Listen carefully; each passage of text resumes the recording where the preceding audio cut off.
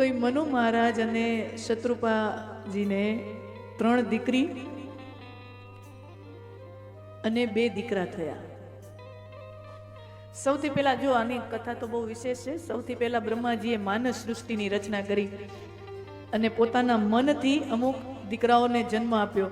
અને પછી પોતાના દીકરાઓને કીધું કે મેં જેમ તમને મનથી ઉત્પન્ન કર્યા છે એમ તમે પણ મનથી નવી સંતતિ ઉત્પન્ન કરતા રહો અને આવી રીતે સૃષ્ટિનો કર્મ ચાલુ રાખો. આવી કથા છે. પણ પછી આપણે જાણીએ છીએ કે નારદજી બ્રહ્માજીએ જેટલા માનસ પુત્રોને જન્મ આપ્યો કીધું કે તમે મનથી પુત્રો ઉત્પન્ન કરો. નારદજી બધાએ છોકરાઓને પાછા સાધુ બનાવી નાખ્યા. કદાચ નારદજીએ એ બધા દીકરાઓને સાધુ બનાવી નાખ્યા.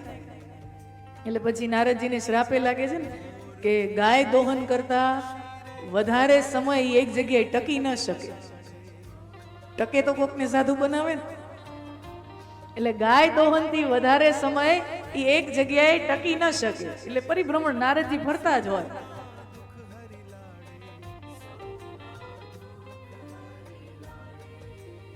તો બ્રહ્માજી વિચારે છે કે આ માનસી સૃષ્ટિ એનો વિકાસ થઈ શકતો નથી. એટલે બ્રહ્માજીએ મૈથુની સૃષ્ટિની રચના કરી અને એમાં એક પુરુષ અને એક સ્ત્રીની રચના કરી.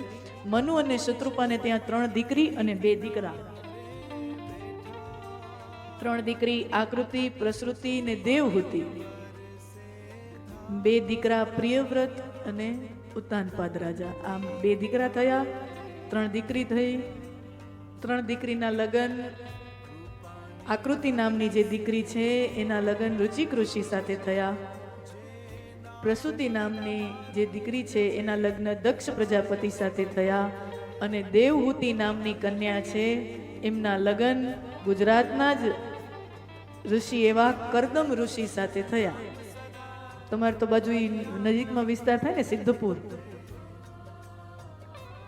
ત્યાં કપિલ ભગવાનની જગ્યા છે કે જ્યાં કપિલ ભગવાને પોતાની માતા દેવહૂતિને સાંખ્ય યોગ, સાંખ્ય શાસ્ત્રનો અનમોલ જ્ઞાન આપ્યું હતું. એ જગ્યા જ્યાં માતાનું શ્રાદ્ધ થાય એ સિદ્ધપુર. એ જગ્યાએ દેવહૂતિ માતાના લગ્ન ત્યાંના કરદમ ઋષિ સાથે થયેલા.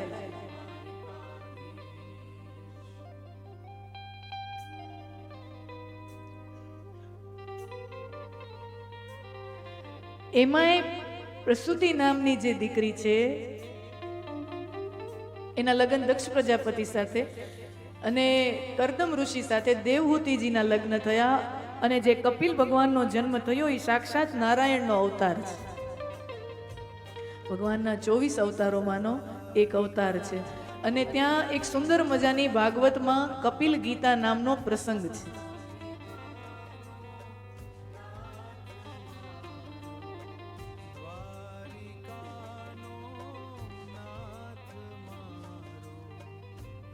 કરદમ ઋષિ ને 9 દીકરીનો જન્મ થયો અને 9 દીકરી પછી કપિલ ભગવાનનો જન્મ થયો.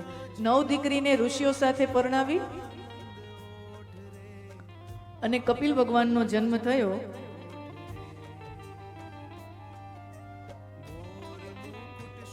એક વખત માં દેવહૂતિ અને એમના પુત્ર કપિલ ભગવાન વચ્ચે સંવાદ થાય છે. માં અને દીકરા વચ્ચેનો સંવાદ છે જેને ભાગવતમાં કપિલ ગીતા તરીકે ઓળખાય. બહુ સરસ પ્રશ્નો પૂછ્યા છે. માએ દીકરાને પ્રશ્ન પૂછ્યા છે. જુઓ, આપણે ત્યાં છે ને જ્ઞાનને અને ઉંમરને બહુ સંબંધ બતાવ્યો નથી. અહીંયા માં છે ને એ દીકરા પાસે જ્ઞાન લેવા બેઠા છે. સરસ મજાના પ્રશ્નો પૂછે છે કે સૌથી પહેલા જીવની ઉત્પત્તિ ક્યાં થાય?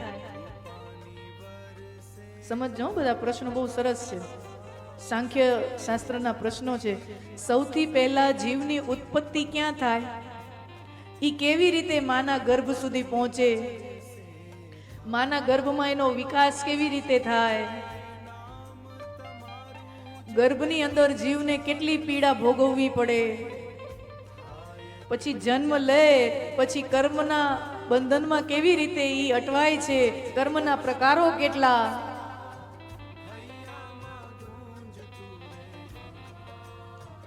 એમ કરીને અનેકો પ્રશ્નો પૂછ્યા અને છેલ્લે પ્રશ્ન પૂછ્યો કે હું આજે પૂજા પાઠ જપ તપ આ બધું જે કરું છું એ મારે ક્યાં સુધી કરવા, કેટલો સમય સુધી કરવા? આમ અમુક પ્રશ્નો છે, આટલા પ્રશ્નો ઈ માં દેવહૂતિએ પોતાના દીકરા કપિલજીને પૂછ્યા છે અને હવે કપિલ નારાયણ એના સરસ મજાના જવાબો આપે છે. હે માં, જીવની સૌથી પહેલા ઉત્પત્તિ અનાજના કણમાં થાય છે. અનાજના કણમાં સાંખ્ય શાસ્ત્રના મત પ્રમાણે જીવની સૌથી પહેલા ઉત્પત્તિ અનાજના કણમાં થાય છે. એ અનાજનું કણ પુરુષના ઉદરમાં આવે અને પુરુષના ઉદરમાંથી વીર્ય રૂપે સ્ત્રીના ઉદરમાં સ્થાપિત થાય અને આવી રીતે એક જીવની સ્થાપના સ્ત્રીના ગર્ભમાં થતી હોય છે.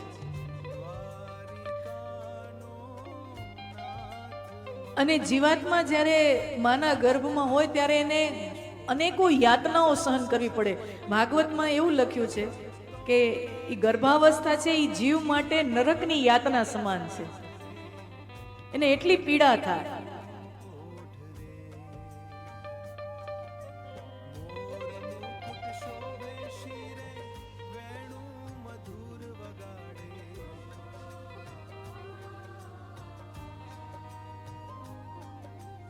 માં શું ખાય છે, શું નથી ખાતી, શું વિચારે છે, કેવી ભાવનાઓ એની અંદર છે, એ બધાની અસર એના ગર્ભમાં રહેલા જીવ ઉપર થાય છે. ગર્ભાવસ્થામાં જીવ હોય ત્યારે એને શ્વાસ લેવાની જરૂર ન પડે, એને ખોરાક લેવાની જરૂર ન પડે, એને શ્વાસ લેવાની જરૂર ન પડે. ઈ માની નાભી સાથે જીવની નાભી જોડાયેલી હોય, જે નાળ જોડાયેલી હોય, એમાંથી માં જે પણ ખાય, ખાટું, તીખું, તીરું, જે પણ પ્રકારનો ખોરાક ખાય એ તમામ રસ બાળકને પોષણ રૂપે જીવને અંદર મળતો રહે. એને શ્વાસ લેવાની જરૂર ન પડે. માની નાળ સાથે જે જોડાયેલું હોય બાળક, ત્યાંથી એને પ્રાણવાયુ પણ મળે, ત્યાંથી એને પોષણ પણ મળે. એટલે આપણે એમ કહેતા હોય ને કે આપણો જીવ છે એ હૃદયમાં રહે છે. આપણા શાસ્ત્રો કહે છે ખોટી વાત છે. જીવ હૃદયમાં નથી રહેતો, જીવનો નિવાસ નાભીમાં છે. આપણો જીવ છે ને અહીંયા નાભીમાં વસ્યો છે. અને એટલા માટે જ જન્મતાની સાથે જ કોઈ બાળક નાભીથી જ જોડાયેલું હોય છે, પોતાની માની નાભી સાથે. જીવનો નિવાસ નાભીમાં છે.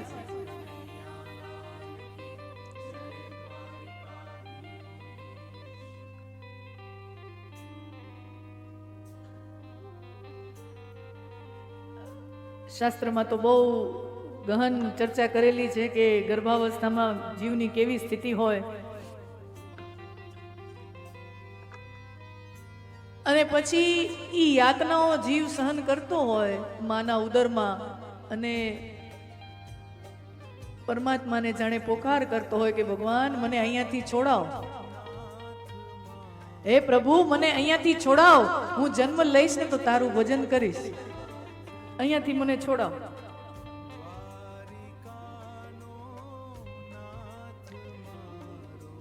પછી જીવ જન્મ લે, પછી કર્મના બંધનમાં ફસાય, કર્મના બંધનમાં અટવાય.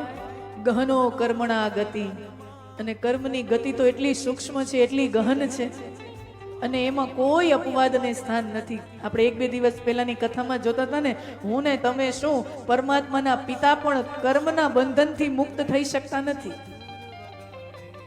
સ્વયં પરમાત્મા પોતે કર્મ કરે તો સ્વયં પરમાત્માને ગાંધારી જેવી એક સાધારણ સ્ત્રી ભગવાનને એમ કહી દેતી હોય કે પશુના મોતે મરીશ, તે મારા 100 દીકરાઓને આટલો મોટો નરસંહાર કરાવ્યો, તમે રોકી ન શક્યા અને તમે કરાવ્યો આ નરસંહાર. અને જેમ મારા કુળનો નાશ મારી નજરની સામે થયો, એમ તમારા કુળનો નાશ તમારા નજરની સામે થશે, અને છેલ્લે તમે પણ પશુના મોતે મરશો. આવો ગાંધારી એક સાધારણ સ્ત્રી શ્રાપ આપી દે, અને ભગવાન જેવા ભગવાન એમ કહે કે સ્વીકાર હે. તો આવી જ રોચક ઇન્ટરેસ્ટિંગ કથાઓ, વાર્તાઓ જાણવા માણવા માટે મારી ચેનલ સાથે જરૂર જોડાયેલા રહો. સબસ્ક્રાઇબ કરો અને વિડીયો ગમ્યો હોય તો તમારા મિત્રો સાથે મન ભરીને શેર કરો. જય શ્રી કૃષ્ણ.